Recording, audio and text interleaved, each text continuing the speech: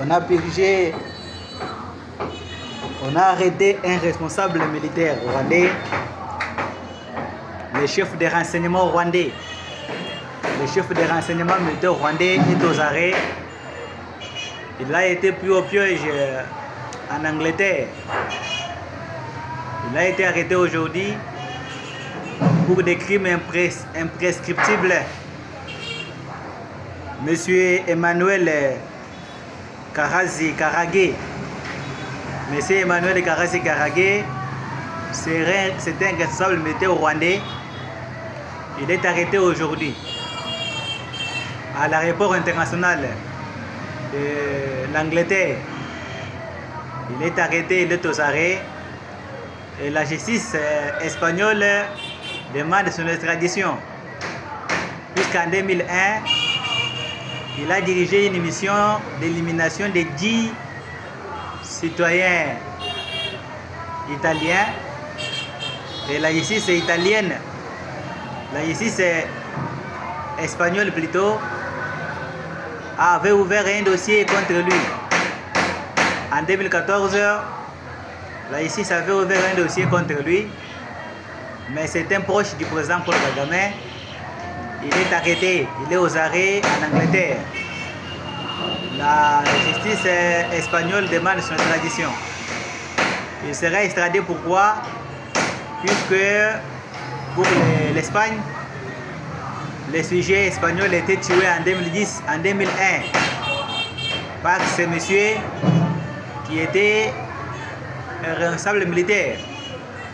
Aujourd'hui, il occupe une autre fonction. Il est chargé des renseignements rwandais, renseignements militaires rwandais. C'est un proche de Paul Kagame. Mes chers amis, je vous dis que ça va être ainsi pour tous ceux qui ont contribué au génocide congolais. Comme on a arrêté aujourd'hui M. Emmanuel Karagé, un jour vous apprendrez qu'on a arrêté Nanga. Un autre jour vous apprendrez qu'on a arrêté Bissimwa. Un autre jour vous apprendrez qu'on a arrêté Laurence Kanyuka. Un autre jour vous apprendrez qu'on a arrêté Makenga. C'est comme ça, on va les arrêter comme des mouches. Puisque il suffit seulement qu'un mandat international soit lancé contre eux, ils seront obligés de ne pas voyager. Et que maintenant que certains pays africains commencent à devenir ou à avoir un peu plus clair sur la question de la Est du Congo, nous pensons qu'il faut collaborer. Et un jour, on va les ramasser un après l'autre. Comme on a ramassé ces militaires rwandais chargés de renseignements proche de Paul Kagame, M. Emmanuel Karazi Karagé, à l'aéroport international de Londres, en Angleterre. Et la justice espagnole demande qu'il soit extradé en Espagne pour qu'il soit jugé là-bas. Nous espérons que l'Angleterre va coopérer. Selon les Rwandais, ils disent que c'est de la barbarie. Ce n'est pas de la barbarie, monsieur.